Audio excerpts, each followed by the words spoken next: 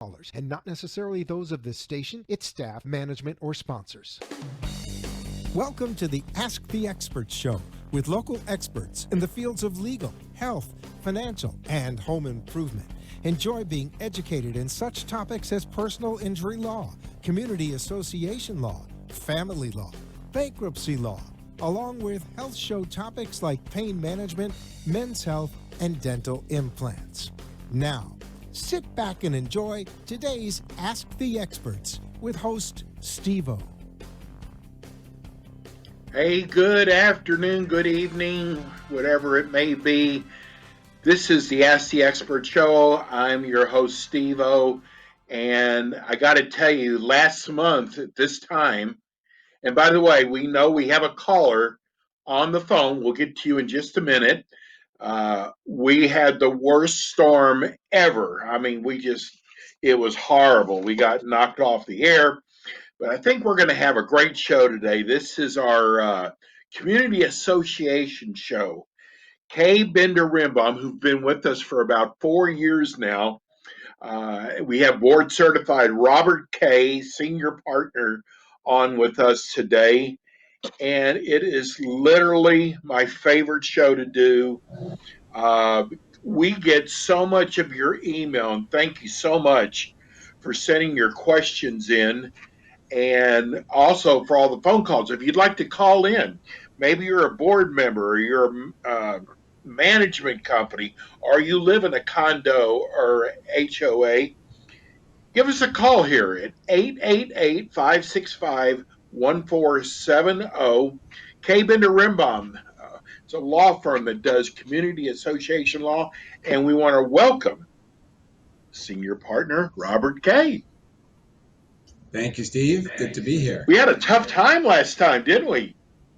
We sure did. That was crazy. It was crazy. The weather was, but anyhow, we're here. Looks like the weather's going to be okay. We've got so many questions. Phones are starting to ring. Um, we do this every month, the first Thursday of the month from 6 to 7. And I guess everybody loves the show because we get so many people telling us how much they love the show. Let's tell everybody about your firm first. Well, as I hope most of the listeners know, Kaye Rembaum is a full-service law firm, but primarily focused in the area of community association law. We work out of our offices in Pompano Beach, Palm Beach Gardens, and Tampa. Pretty much covering all of the state for community associations and every aspect of their operations, the day-to-day issues that they are faced with, be it interpretations of their covenant, opinions as to their rights and obligations, dealing with owner violations, dealing with outside contractors, contract negotiation, litigation aspects, be it with owners in violation or outside vendors who have breached their contract, construction defects, collection of unpaid assessments, assistance in handling all aspects of the day-to-day operation of associations is what we do. And we do it with the mindset that we're a service business. We're here to provide our clients with fast, effective, cost-effective, and efficient responses to all of their general legal needs. Well, I guess our two callers got tired of waiting. So if you would give us a call back here, 888-565-1470. We are on social media during the week. And if you have a question, sometimes it's hard to drive the car and talk on the phone at the same time. We ask you to send your questions in, and it seems like every month we get more and more questions. And you're going to be talking about your calendar today for the month of June. That is true. We have a lot of things coming up. Okay. Want to hear that now? Hey, that would be fine if you want to. Well, we got a call coming in, somebody who was waiting before. So let's go to the call first. Um, You know, I got to tell you something. I've been doing this for 7 years, and the amount of people who called into the show over the hour period, it just blows me away because we don't have that on any of our shows at all. Um, Well, it's a we're popular looking, topic. oh my gosh. But you know what? It's just the show is a good show. I mean, you tend to, uh, I guess, address people's questions that they have. We're going to go to Michael first. Hello, Michael. Hey, thank you for taking my call, and you are Sure. incredibly timely. I just happened to be surfing some channels, and I got a question for you, so thank you. Uh, I am about to close escrow on a condo purchase, and just came up during title, uh, just today, as a matter of fact, is a $42,000 assessment that I'm a little shocked because and they're trying to add it onto the purchase, the seller's, uh, the escrow account, and it is related to an assessment that was made within the last couple of months for roofing repairs that they have financed over a 12 or 13 year period that adds, I'm not sure, $170, $200 a month. But then me as a purchaser, they're trying to hit me with this $42,000 right up front. It was never brought to our attention. We do not have a real estate broker. This was a friend-to-friend handshake sale in which we grabbed our own title and escrow company. I'm absolutely bewildered as to how this could be the case if everybody that lives there is going to be paying, or are the prior owners will be paying this over a 12 or 13 year period.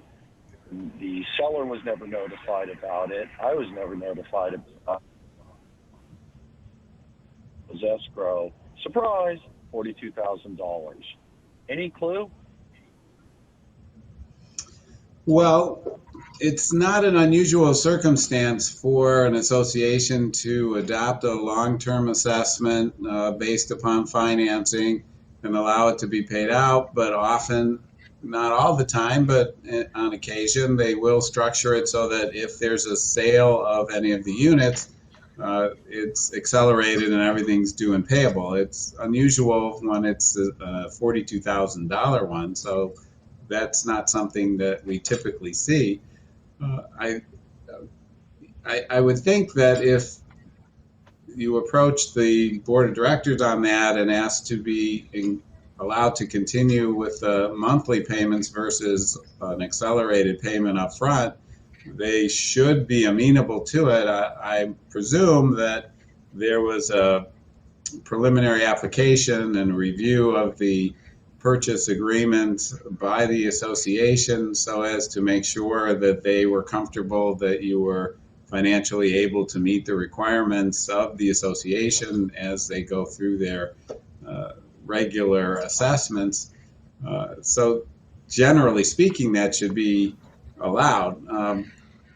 When you do purchase real property, such as a condominium unit, it's always advisable to bring in independent expert title closers that will make sure that they get asked the right questions because oftentimes that information isn't something that's going to be volunteered. You have to submit a request for an estoppel statement to provide you with whatever is outstanding on the unit before you go to closing so that you can make your informed decision as to whether or not you do want to go forward with it.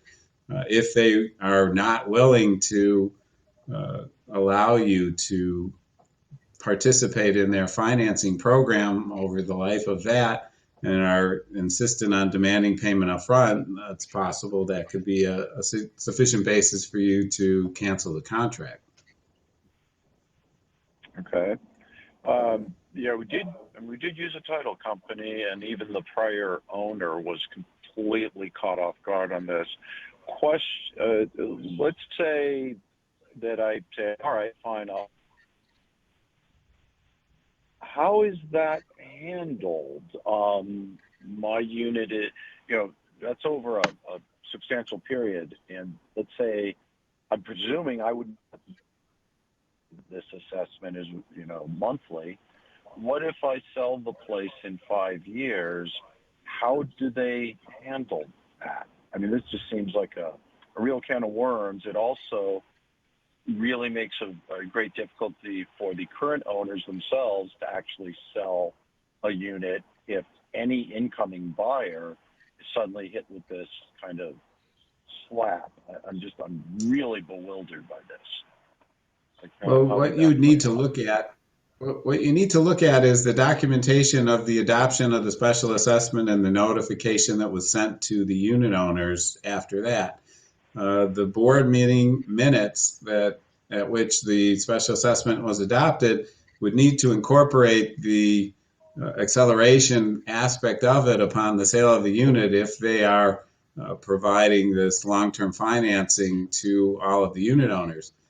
They may have structured it to allow some owners to pay it all up front, which is not unusual, in which case they would not be paying the same amount because there would be no interest accruing over the life of the loan. This is a long one, 12 years, so that could be a significant reduction to anyone who pays up front.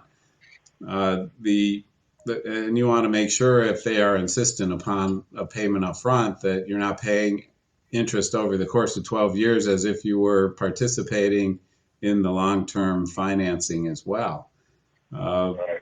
Looking into those minutes would So, identify if they properly incorporated it, and then the notice that was sent to all the unit owners of the special assessment would also likewise need to state that. If that's not in there, then the board may be overreaching on this one. okay. And that's when they start overreaching is when I call you guys, huh? Yes. Yeah, now my other question then is, what is our option for us to just have him do a quit claim and me to pay him and just tell the board, well, I'm now the owner. It was quit claim to me. Well, again, it will depend on the documents. It'll depend on the manner in which they adopted the special assessment. It might yield the same result. Okay, we got to go to break. The burden of proof on them to come after me. Sorry, I'm an attorney from another state, so I'm trying to not over litigate it from another state standards, but it would seem Sure. like it would be then the burden on them to come after me for this 42,000 if I were on. Well, they have the power to they have they have the power to file a lien against your unit and then a foreclosure action and take away your ownership for this amount and add on their attorney's fees and costs in pursuing it. And if you litigate it, uh, all of those attorney's fees and costs could likewise end up your responsibility or lose the unit. So it seems like it's not your best interest to take that approach and to try and work it out up front. And if not, then perhaps it's not the place you want to purchase. Yeah, no, I agree. I wouldn't want to go that route, but it is nice to know what the guardrails are, when it gets down to it. So I got to start digging back into the CC&Rs again and get the minutes when this was at this resolution to pass this assessment, which I think the assessment itself is legitimate, and I think the financing of it is very legitimate. I just don't understand how you would, as a group of owners, ever want to make it near impossible for yourselves to sell a unit because you're going to have this accelerated $40,000, $42,000 tagged onto any potential buyer. It really makes the alienation. Anyways, it's like restriction on a transaction. Thank you, Michael. We got to go to break right now. Thank you. Let's go to break. We have a line open, 888-565-1037. 1470. Robert, give everybody the phone number and the website. Number is 800-974-0680, or you can go to our website at kbrlegal.com. Write to us at info@kbrlegal.com. We come back, we're going to go over Kaye Bender Rembaum's calendar for June. We'll be right back.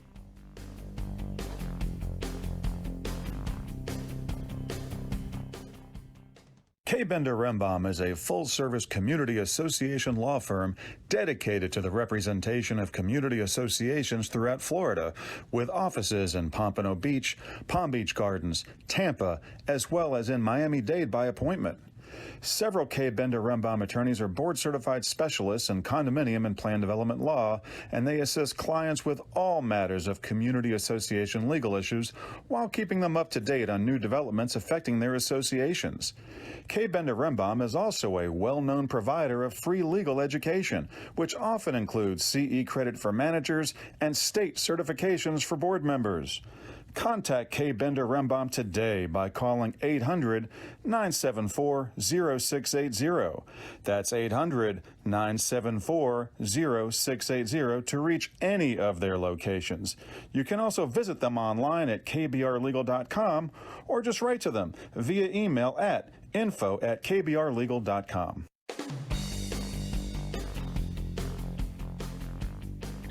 And we are back. This is the Ask the Expert show. We're on every Thursday night from 6 to 7 drive time. This is the first Thursday of the month, so we always have our community association show with Kaye Bender Rembaum being our experts. One of the largest community associations in the state of Florida. Is it weird? Have you gotten used to saying Tampa yet? Oh, yes. We've got 2 years there. Okay. God, it doesn't seem like it's been that long. If you'd like to call into COVID the makes show, things weird. yeah, I know. So if you'd like to call into the show, you have a question for Robert, condo or HOA, 888-565-1470. We're going to do the calendar for Kaye Bender Rembaum for June. Okay, we have a number of items that we're presenting in June, and they're all going to be via Zoom, so listeners can participate from the comfort of their home or office on these issues. Starting with on June the 9th, there's going to be an interesting topic called the latest on the 2021 legislative session. It's an informational discussion with attorneys Allison Hertz and Sean Brown, following up last month's webinar on what was pending. Now we're going to be discussing what was passed by the legislature, waiting for the governor's action and either signing or vetoing if that's a possibility. There are some things that might be good for the governor to veto, but whether or not he does, it's a waiting game. All of these will become effective July 1 if they do get through the governor. If he takes no action, they become law. If he signs them, they become law. But if he vetoes, then they will not. So June the 9th at 11 a.m. to 12:15 p.m., we have that discussion.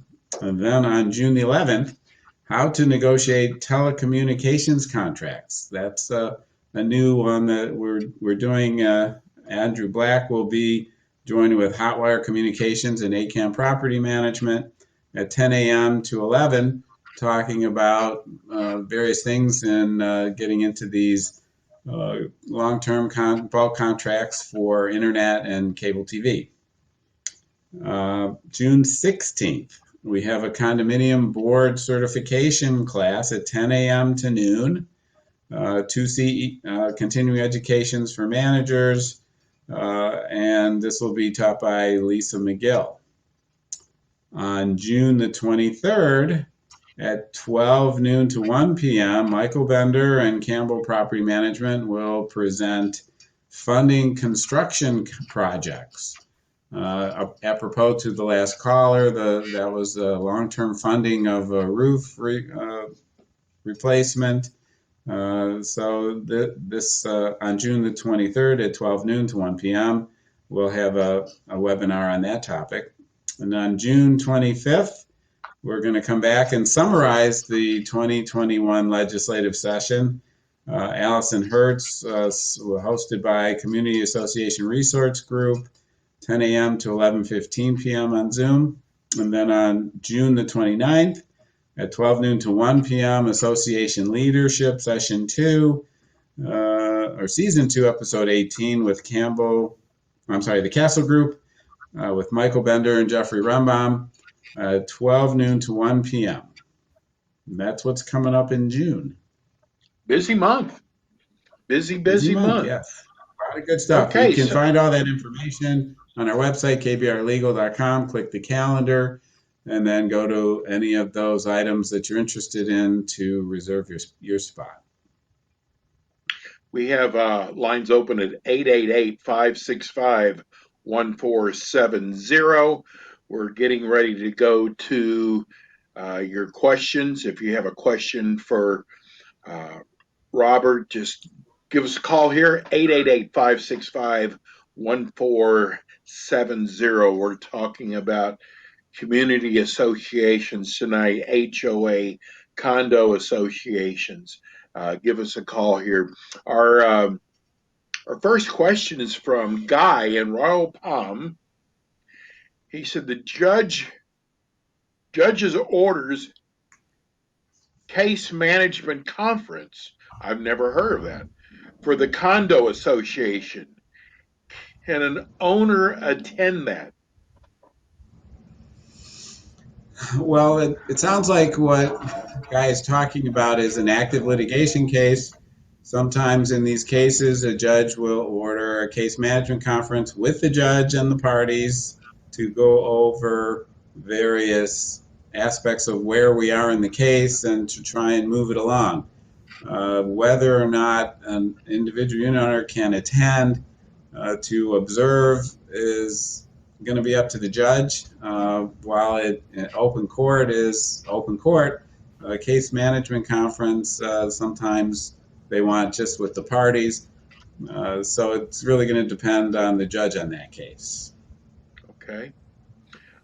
Ken in Coconut Creek says our board is considering changing the canopy to a different color. Is that considered a material change? And do we need to get a vote on that? Well, I'm going to assume that he's talking about a condominium because that's the only place that this issue would be relevant. Right.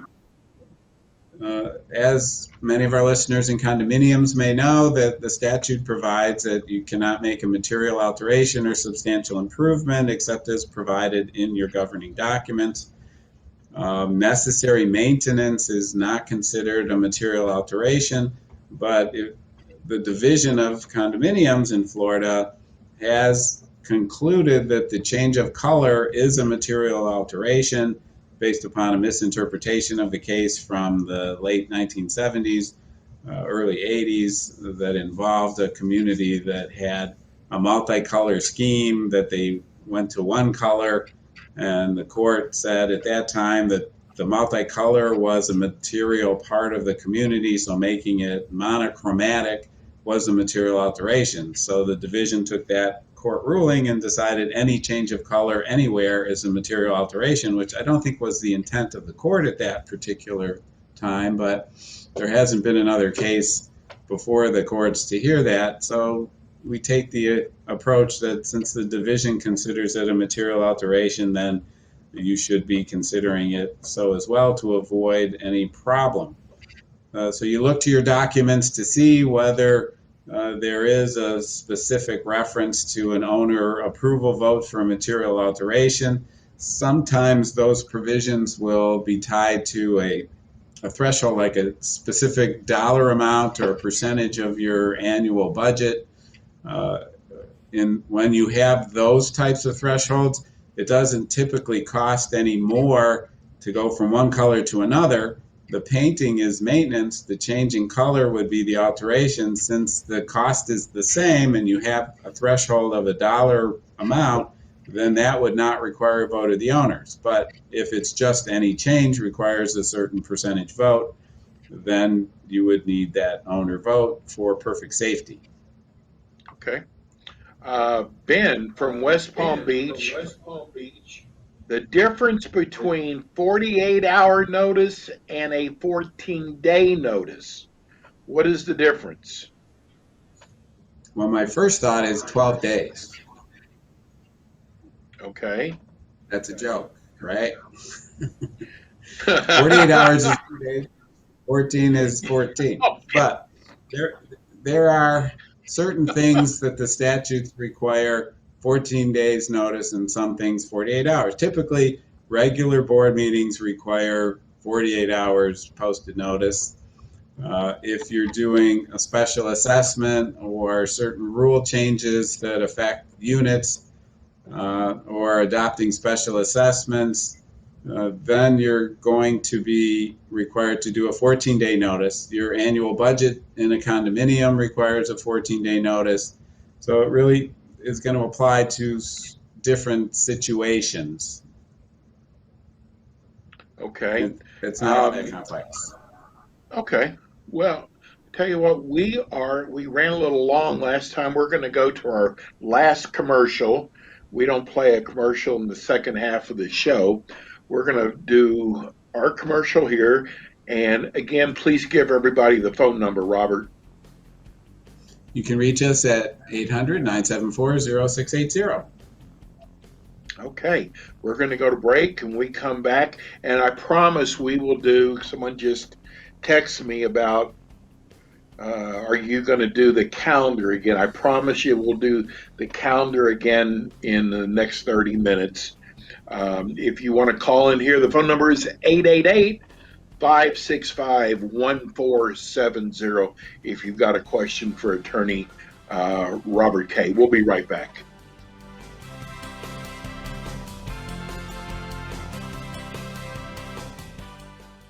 Kaye Rembaum is a full-service community association law firm dedicated to the representation of community associations throughout Florida, with offices in Pompano Beach, Palm Beach Gardens, Tampa, as well as in Miami-Dade by appointment. Several Kaye Rembaum attorneys are board-certified specialists in condominium and plan development law, and they assist clients with all matters of community association legal issues while keeping them up to date on new developments affecting their associations. Kaye Rembaum is also a well-known provider of free legal education, which often includes CE credit for managers and state certifications for board members. Contact Kaye Rembaum today by calling 800-974-0680. That's 800-974-0680 to reach any of their locations. You can also visit them online at kbrlegal.com or just write to them via email at info@kbrlegal.com.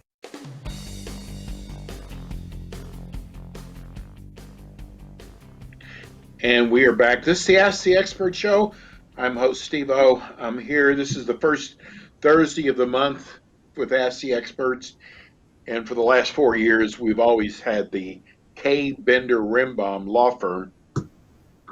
They do a community association, and they are one of the largest community association law firms in the state of Florida.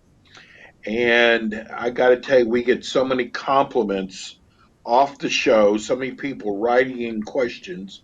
People are a little antsy today. We've had 3 or 4 calls in and they didn't want to hold. That's okay, because we have got a ton of questions.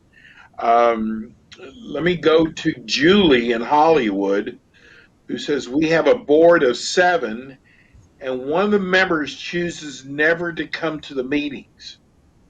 Can we get rid of a board member who refuses to show up, or do we have to wait for the elections? Well, there are a couple of things that are available in that situation. One would be whether or not the documents provide for so many unexcused absences from meetings to be considered a resignation from the board. That would be a helpful provision. Many communities have added that by amendment. It's not a typical standard provision that we see, but that would be one way to address that type of issue. Otherwise, other than the election, they would have to do a recall, which would require the collection of a majority of the owners' signed agreements to present to the board for the removal of that individual. If recall is the approach that they want to take, they have to do that not 60 days before or 60 days after the annual election. So the timing of that completion would have to bear in mind when their annual meeting is. Okay. Oh, you're going to like this text that just came in.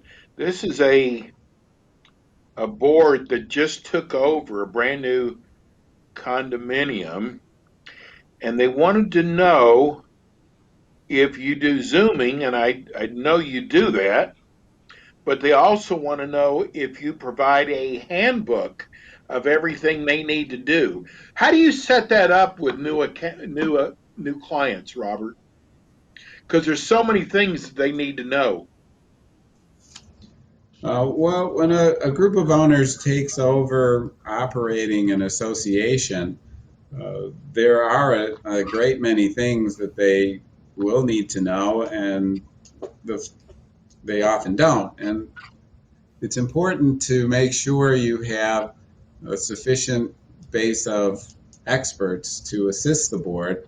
You would need good management. You would need, obviously, the good attorney. You need a good accountant to get you off to a good start in operating the community.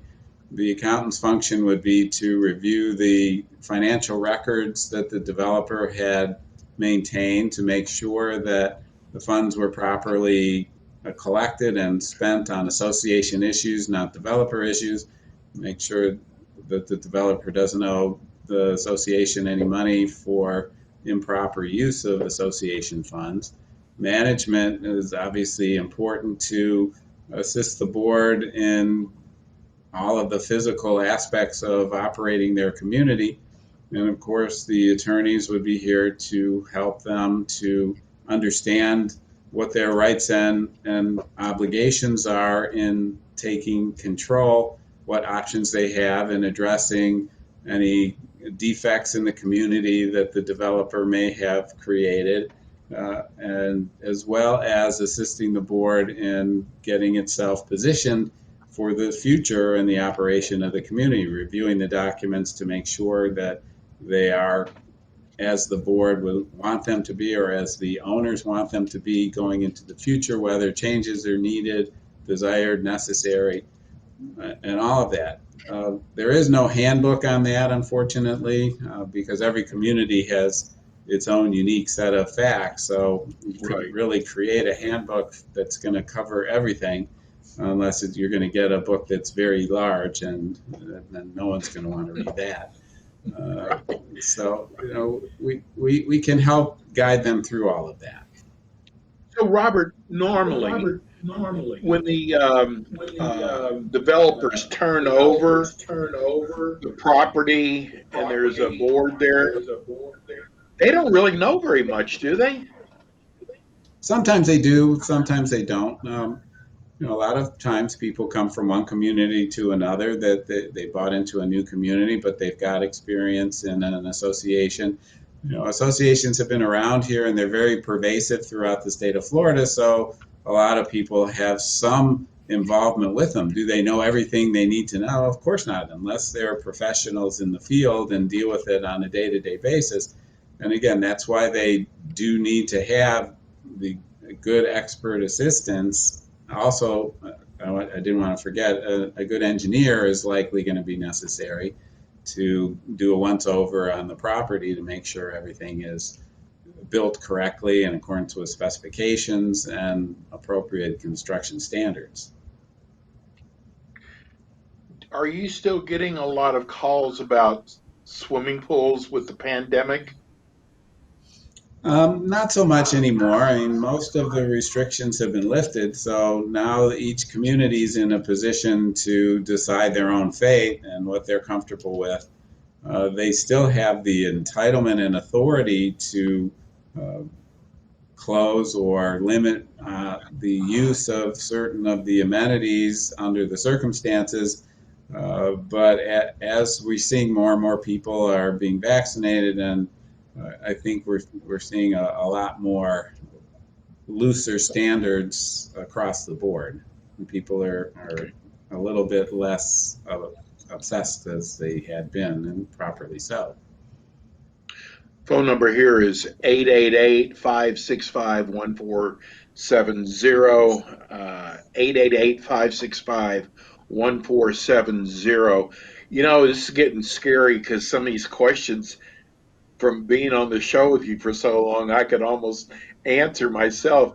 Here's one. Can a unit owners put their money in a separate account if they don't like the way the board is using their money? I know what that one is. Yeah, what's your guess? I would say no. You'd They're be not allowed correct. putting money in. They can't.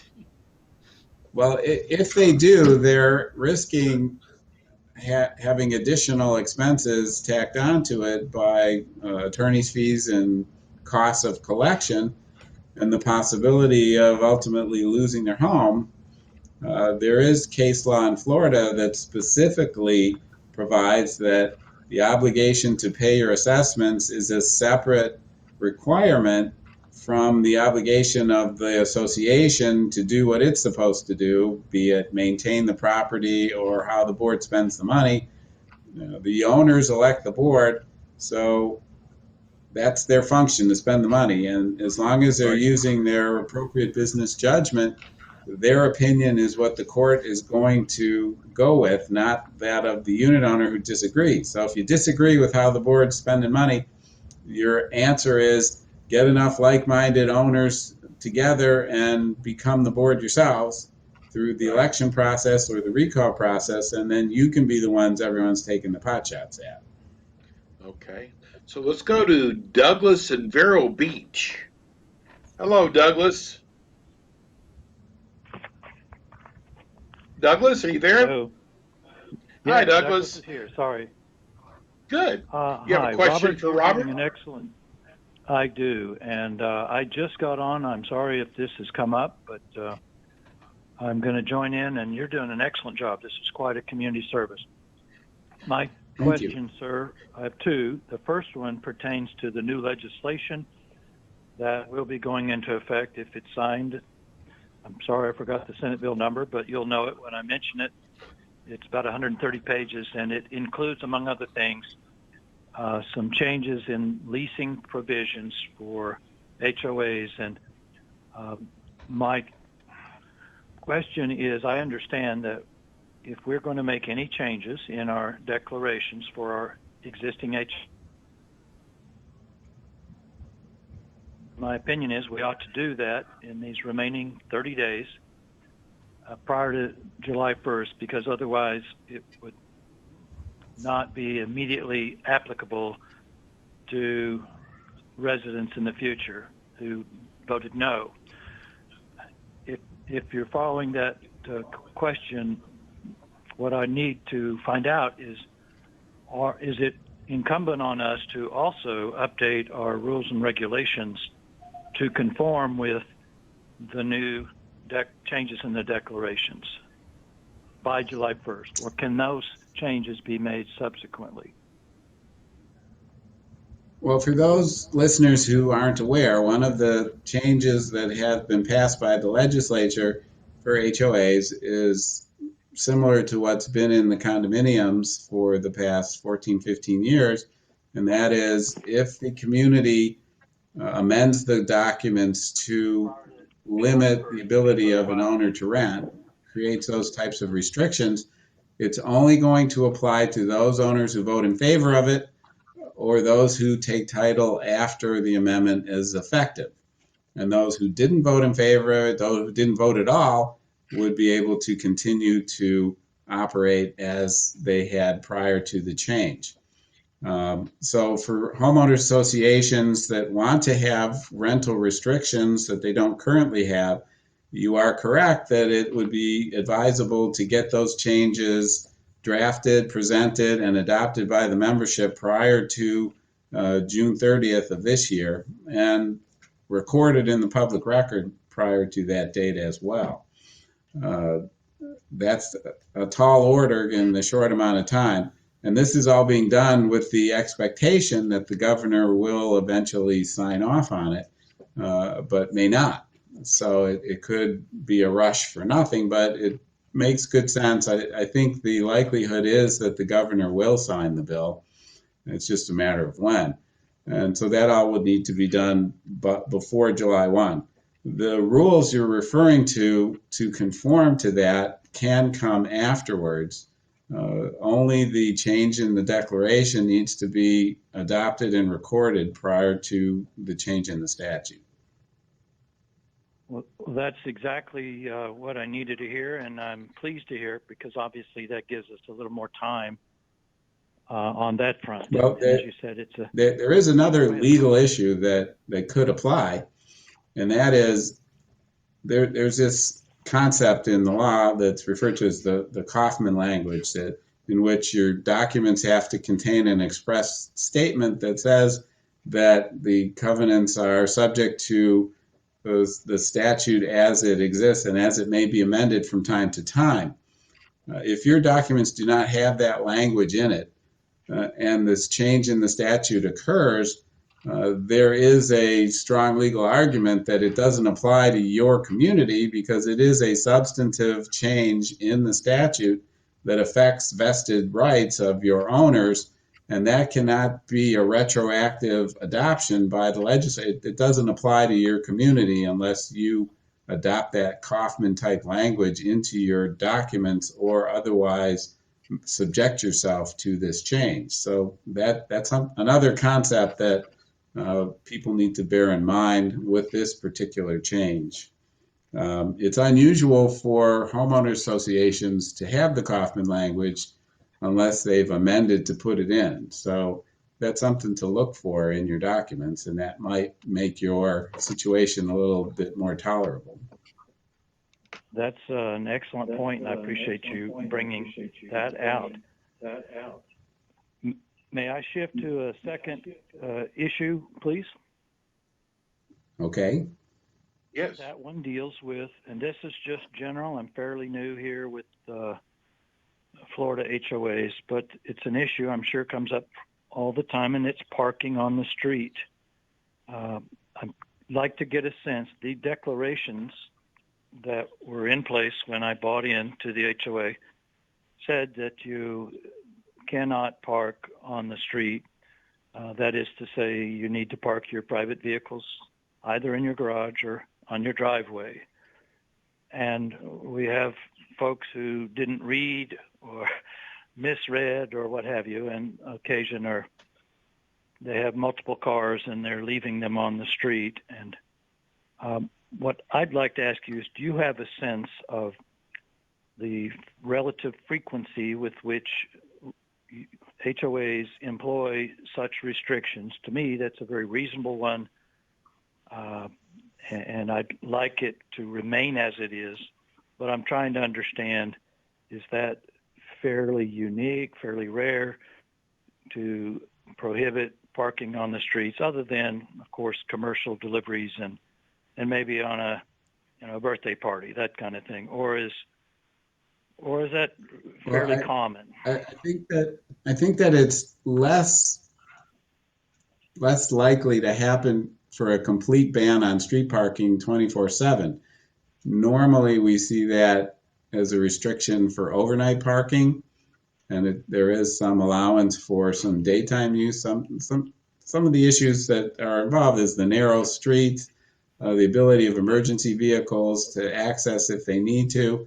Some communities have rules in place that allow for parking on one side of the street or the other, and they alternate on the days of the week of the month, so that both sides of the streets get used. But if the streets are private and the covenants provide for the restriction, the board needs to enforce that. If the board's not enforcing it and allowing vehicles to be parked on the street, and that's been ongoing for a period of more than a year, there's a legal defense to an enforcement action, which is called waiver, and that the board has not properly enforced and has now lost the ability and would need to republish that restriction through the process of mailing to everyone the fact that they're going to start enforcing again as of a specified date and begin again. Vehicle parking is a little bit easier on republication because every time the vehicle moves and comes back, it's a new violation. So somebody can't say, well, I've been parking on the street all along. You can't force me to go. You've waived that as to me. Without action, that would be true. But if the board takes the proper steps to reenact the restriction, then they should have no issue with enforcing on that. And enforcement can be by towing. It can be by legal action to get an injunction to get people to stop. Towing, it tends to be more effective. But you also have the problem of what are people going to do with these cars? So it isn't as black and white as it could seem. A tremendous answer. And I'd say in our own case, we just need to get some clarity from our board as to what does our language in fact mean. And I think we've got some confusion as to what's happening. That is to say, someone might be moving their car early in the morning while many of us are still asleep, and it might appear to have been there overnight, but these are all fact situations. But may I ask for clarification, if we are updating to tie the two questions together, if we're going to update our declarations so as to take full advantage of what our desired leasing policy is going to be pre-July 1st, would the very fact that we republish our declarations with that kind of change, but simply repeating the old existing parking language, constitute what you say as republication? No, the republication process requires there to be a specific identification of the item you have failed to enforce and a statement affirming that you're going to start enforcing it again. I see. Okay. And this holds whether or not you've had a new board and you're still fairly new HOA and you're getting your act together. Is it your position Yes. that? Yeah. Okay. All right. One corporation. Yes. Well, that makes sense. Well, again, thank you for doing this. I'm quite impressed, and I look forward. Are you a to board member? Are you a board member, Douglas? A committee member and someone that does all I can to assist. Had a lot of experience. Certainly, if the board needs legal assistance, we do cover Vero Beach. Understood, and I think that's a very reasonable thing to do. Put yourselves out there, help us become aware of you. So thank you for doing the same. Thank you, Douglas. Right, thanks for listening. You bet. God bless you all. Bye-bye. God bless you. Okay, you know what I promised people that I would know do the you calendar did, so again. let's jump right in. Let's jump in. June the 9th, the latest on the 2021 legislative session. Bills that have been passed but not necessarily signed into law yet. Discussion by Allison Hertz and Sean Brown at 11 a.m. to 12:15 p.m. On June 11th, how to negotiate telecommunications contracts. Panel discussion with Andrew Black, Representative Hotwire Communications and ACAM Property Management, 10 a.m. to 11 a.m., June the 11th. These are all Zoom. June 16th, Condominium Board Member Certification, 10 a.m. to 12 noon. There's continuing education credits for managers. State certification for new board members. Lisa McGill will be instructing that. June the 23rd, funding construction projects. Also some continuing education. co-presented Campbell Property Management and Michael Bender about financing these construction projects through loans and other methods. Very informative, very good course. June 23rd, 12 noon to 1 p.m.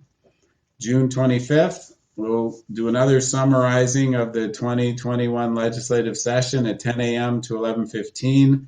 Allison Hertz, hosted by Community Association Resource Group. We might have a better idea then what's actually becoming the law on July the 1. And then on June the 29th, Association Leadership by Castle Group, a panel discussion with Michael Bender and Jeff Rembaum, as well as representative of Castle Group. All of these are on Zoom. They're all available on our website. You go to kbrlegal.com, click on the calendar, and you'll be able to choose the one you want and RSVP for your attendance and get registered so you can get the Zoom hookup. Also, on our resources page, we have the bills that have been adopted available there. So you go to click on resources and choose new legislation, and you could read for yourself the fun language that may become effective next month. Okay. Here's somebody from your One neck last of the question woods. before we have to go. Yeah, Joe in Pompano. He wants, oh, Joe, he wants to know if this is for a condo. Is there a limit on the amount of reserves a condo can hold before they decide to spend the money on improvements or give a refund to the owners? Well, your reserves, you're supposed to have periodic studies by an independent expert to tell you how much reserves you need for all of these items, what the useful lives are for the various assets that you're required to have reserves for, and then fund them accordingly. When you reach a point where you have enough money to cover it and it's not needed yet, you can hold on to it. You don't need to add to it. You shouldn't keep adding to it. It's not typical for an association to give money back. If there's excess proceeds in a reserve account, the board can shift those funds to other purposes without a vote of the owners. But if there isn't sufficient funds to meet the needs of the association, you can only shift those funds with a vote of a majority of owners participating at a meeting at which a quorum has been attained. So you need that outside reserve study, and that should be done every 3 to 5 years so that you make sure that your reserves are kept up to date in the proper amounts. Well, we've only got a couple minutes, and I got to save one of those minutes for you to tell people how to reach you and get a hold of your if they want to reserve space for your all the different your schedule, your calendar for the month of June. Um, this lady, I promised her. She wanted to know. I said, I promise you, I'll get you on today. If a condo owner wants to question the board of directors, what are they supposed to do? Well, you can attend a meeting, and if there's About a decision. the first thing in a condo is that you should send a letter by certified mail and make an inquiry of the board for a substantive response that it has to be provided to you within 30 days, unless it's sent to the attorney for response, in which case it would be 60 days, but they'd have to tell you within 30 that they're doing that. That's the typical method of getting an answer. If you don't get an answer to your question within the time frame provided by the statute, then you could consider taking that to the Division of Condominium, either through the enforcement section, which may or may not get involved, or through arbitration. You could hire an attorney to make the inquiry on your behalf if you don't get the appropriate response. That's sometimes will get the answer that you're trying to get, because the board sometimes are more responsive to outside attorneys asking these types of things. But the other method would be go to a board meeting and ask the question during the meeting, and and hopefully you get an answer in that instance. Board should be communicative to their owners and responsive to their questions. That's basic to community association operation. They're not always, but they should be. There's our music. Callers, one of them was from Philadelphia. Please call back. We'll be on the first Thursday of the month in July. Give everybody your phone number, Robert.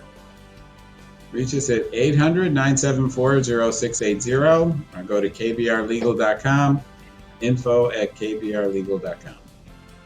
You are the best, I'm telling you. Kaye Bender Rembaum, they're with us the first Thursday of each month. We'll see you again next week with more Ask the Experts. Thank you, Robert. All right. Good night, everybody.